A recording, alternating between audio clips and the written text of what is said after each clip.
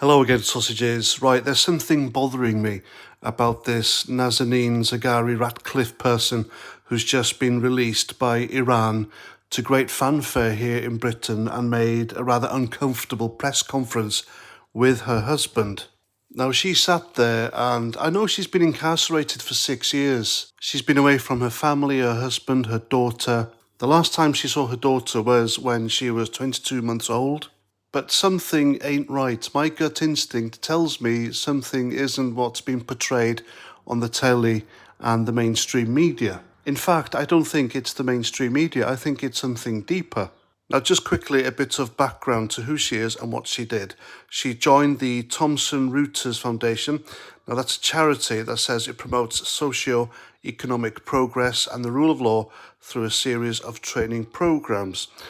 Before that, she worked for BBC Media Action for around 18 months, the corporation's international development charity, which uses the power of media and communication to help reduce poverty and support people in understanding their rights. And she did that in Iran. But while she was on there and about to get on the plane home 6 years ago, the Press TV in Iran, which is state-owned and controlled, claimed that Zaghari Ratcliffe was involved in plans for regime change in Iran, an allegation which she denies.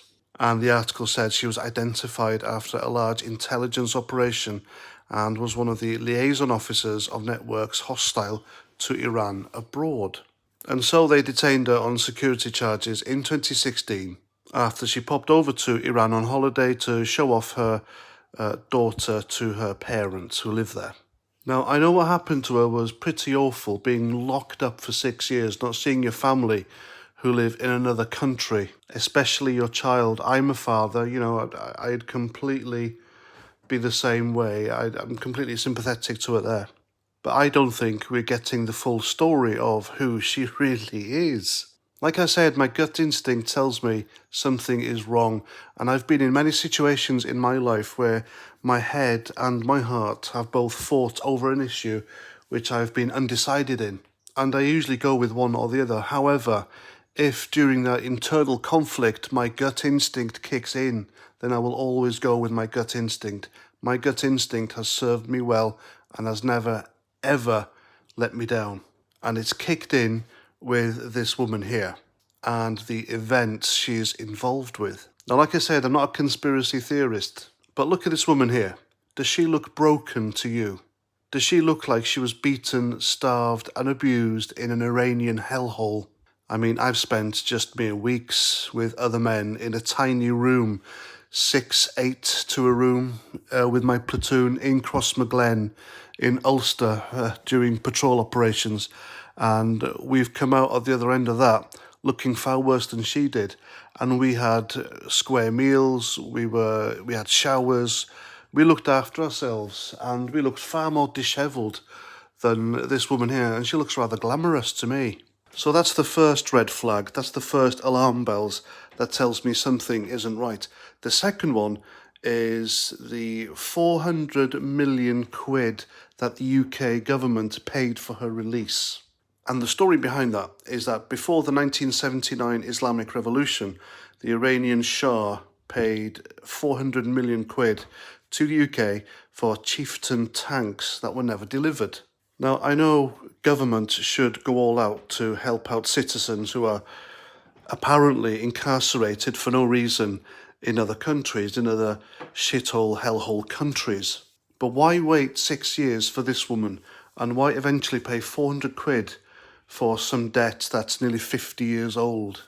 And why the hell are we giving the Iranians 400 million for something that happened 50 years ago when we've been giving them aid, foreign aid, millions in foreign aid, which surely would have covered the whole amount by now, for quite a while now, for quite a few decades. I mean, even back in 2018, between 2016 and 2018, we gave them 16 million in foreign aid. So we've given them money for nothing, yet they're still calling in a debt over a woman, one woman. And also during that press conference she did with the mainstream media, she bashed the government for failing and taking 6 years to release her, including 5 foreign secretaries who all failed. But saying that, the fault is half hers. She chose to be dual nationality. She has two passports, an Iranian and a British one. And also the fact that Iran does not recognise dual nationality. That's another problem. You know, being a journalist, someone who worked for news corporations like the BBC, etc., being well educated, she would have known this. And she would have known that should anything happen, should she get locked up, then it would have been very, very hard to get her released. And also her body language with her husband during that press conference was uncomfortable to me. She slapped him down. The guy spent 6 years campaigning to get her released, and she literally talked to him and treated him like shit in front of the press, in front of the world, there and then.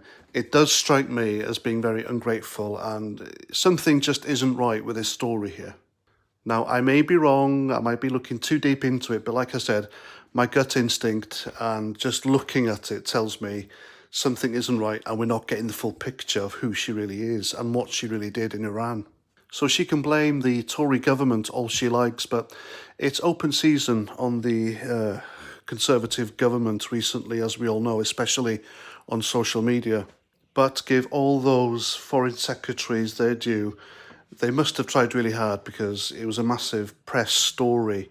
The fact that she's a woman who was apparently taken for no reason by the Iranians. She is dual nationality, something she would have chosen to be, plus the Iranians don't recognise dual nationality. So it was never going to be a walk in the park to get her released. And don't you think it's odd that 6 years ago she was held on spying charges by the Iranians, and there wasn't even mention of a £400 million debt, a historical debt which could be used to pay off and get her released? Nothing was mentioned back then. Yet now, just like that, they mention the debt, Britain pays it, and she's released. It stinks. It stinks to high heaven. That's what I think. And for the leftists on Twitter who are having a bit of a cry over the fact that ungrateful hashtag is trending because people have seen that press conference she did with the mainstream media, sat with her husband where she treated him like shit in front of everyone. And she seemed very ungrateful. And another hashtag that was trending was send her back. No, don't send her back. Yes, she does seem ungrateful. But no, people who pick up on this are not racists. Her skin colour, her race, her culture, whatever, not even mentioned by these people who are criticising this woman on social media and on Twitter. And yet these lefties are calling us all gammon. And gammon is a racist word because gammon is a piss take of people's skin colour. And racism is all about skin colour. Don't these people get it? Bloody lefties, I tell you. So there we go. That's what I think on this matter. Like I said, I may be wrong. Let me know in the comments what you think. And if you like what I do, if you support free speech, then by all means you can buy me a beer. The link is down below. So until my next video, comment, share, subscribe, and Roger Trout.